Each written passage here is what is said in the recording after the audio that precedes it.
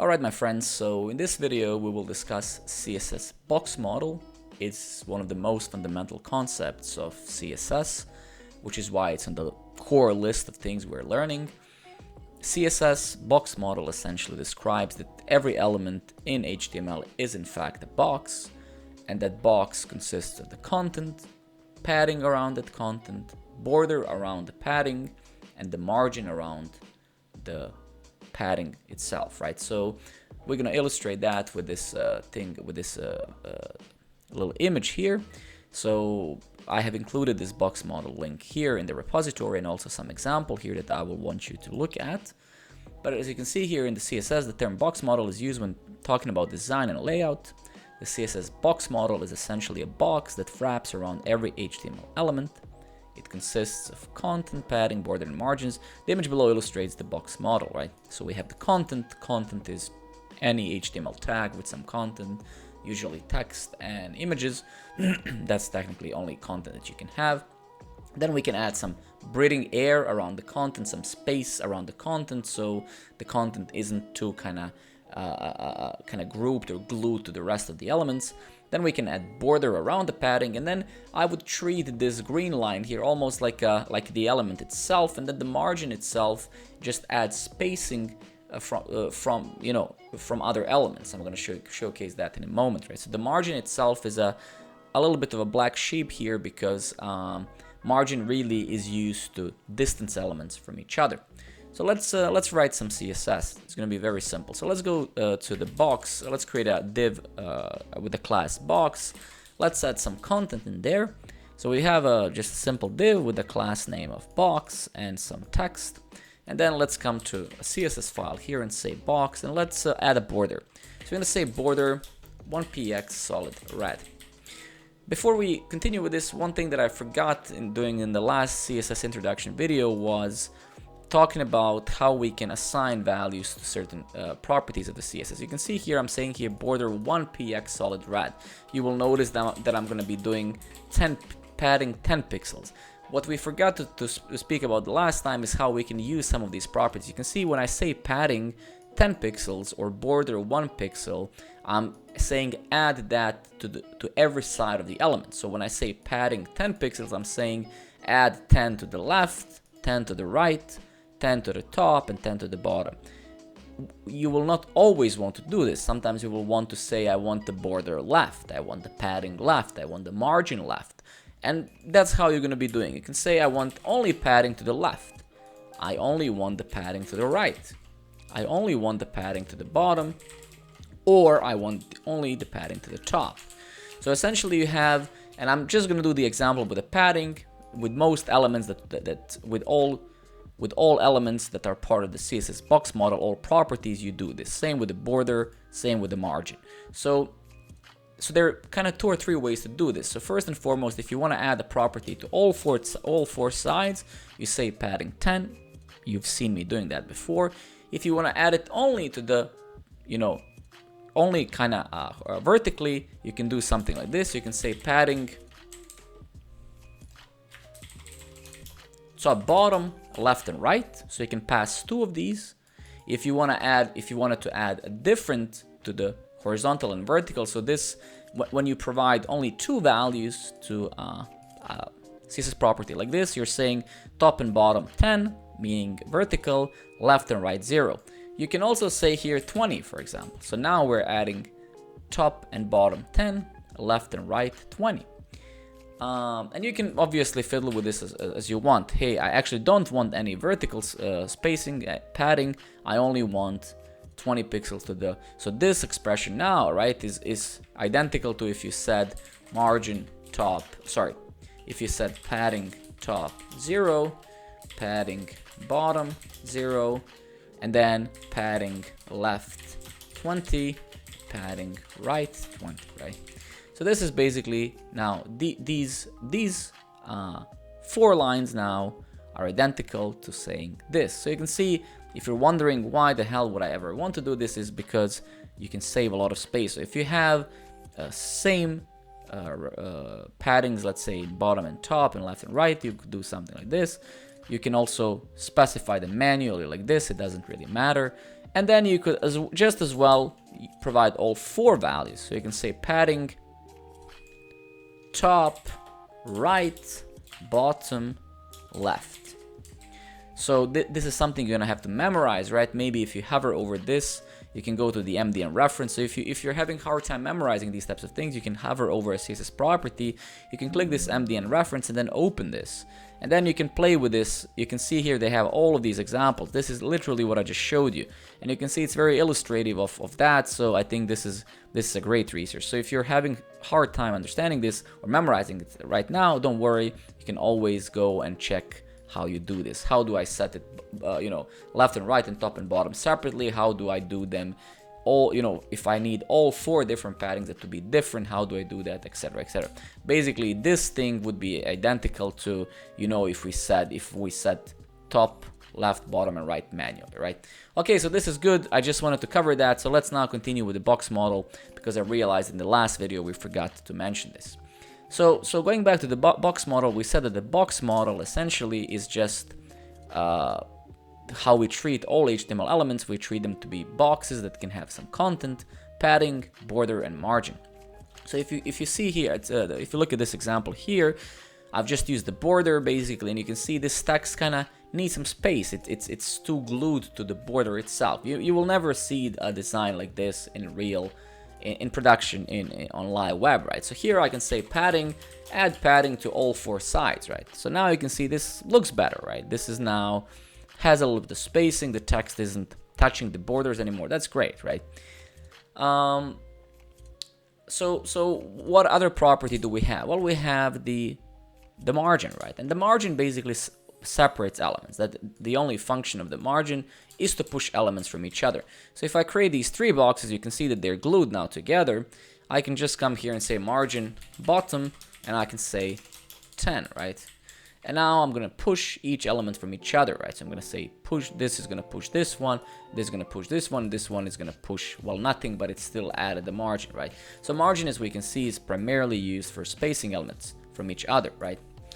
Now, so this is so far so great. So now we have the content, we have the padding around the content, we have the border, and we have the margin. Now, what else is left to explain here? Well, there's one fundamental problem with this.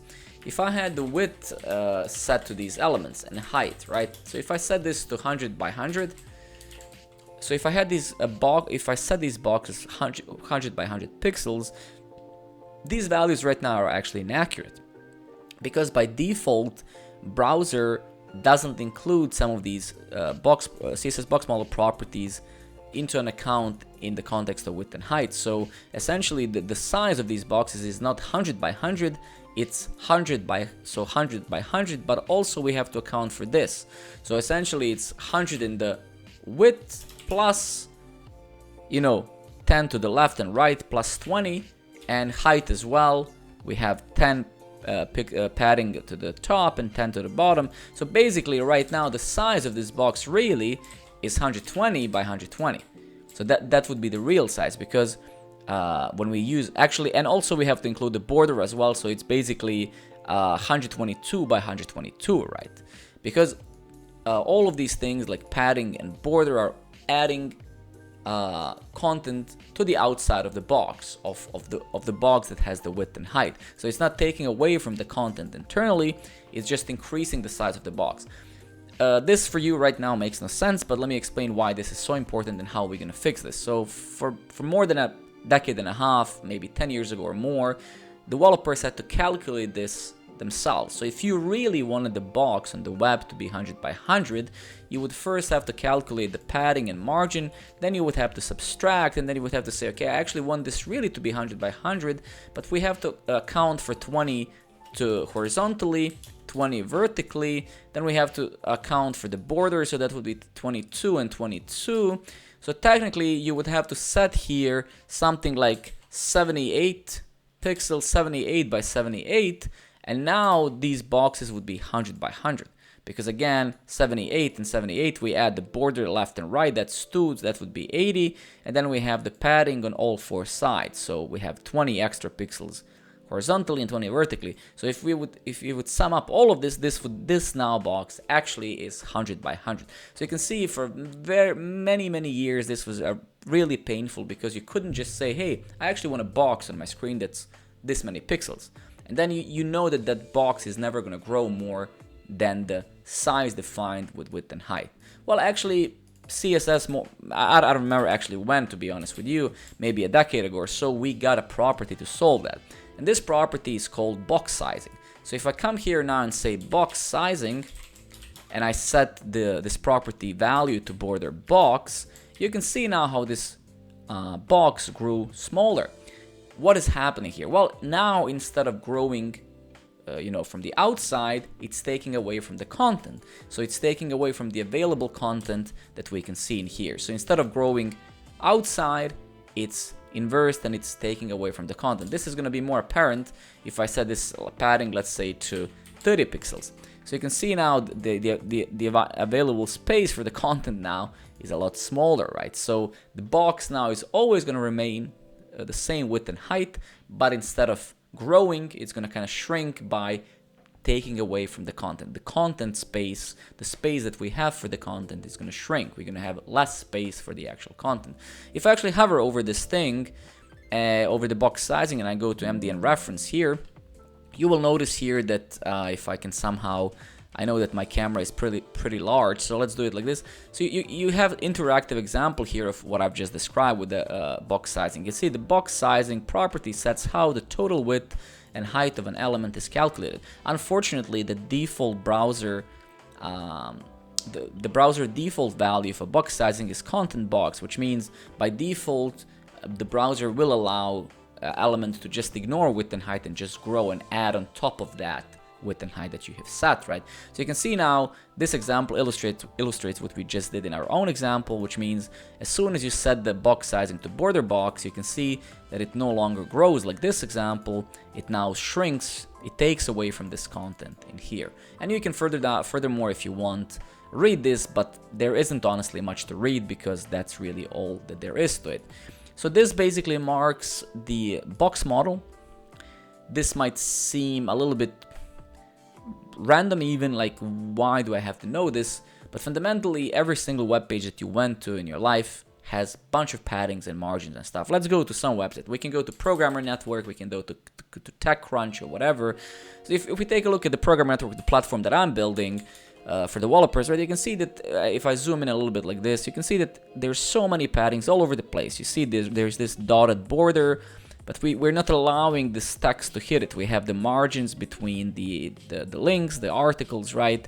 You can see we have these icons, they have margins between each other. We have this content here, this text, So you can see CSS box model is fundamental because every single thing that you see on every web page is all about margins, about paddings, about borders, about positioning, about the layout, right? So this image really, this video really is all about understanding this image. Fundamentally, you have to understand that every element, your HTML element has some content like this, right? This would be the content, and then that content is wrapped around padding, with then the border, and then the margin.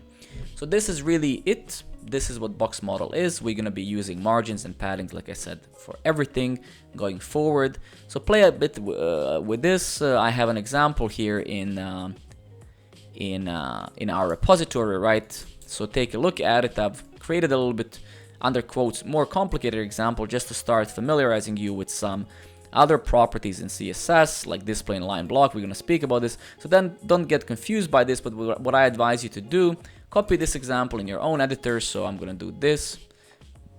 I'm going to go to, let's say, index.html.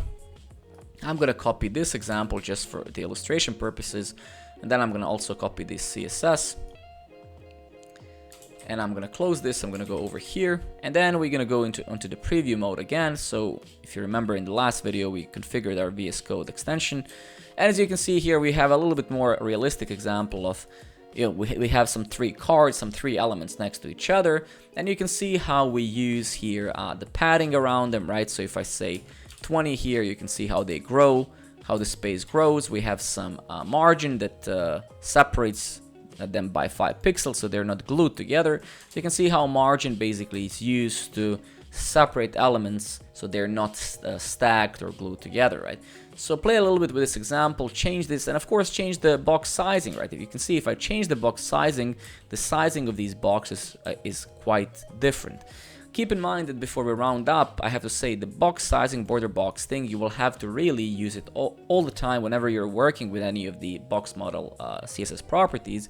But keep in mind, once we start using some libraries, once we get to advanced CSS and JavaScript and stuff, all the libraries, all the CSS libraries that we're going to be using, like Tailwind CSS or whatever, they will come with box sizing sets, so you will not have to do this. Unfortunately, like I said, browser doesn't set this by default, which means if we're not using any libraries and if we're just writing CSS manually as we are here, then we have to manually also set box sizing to border box.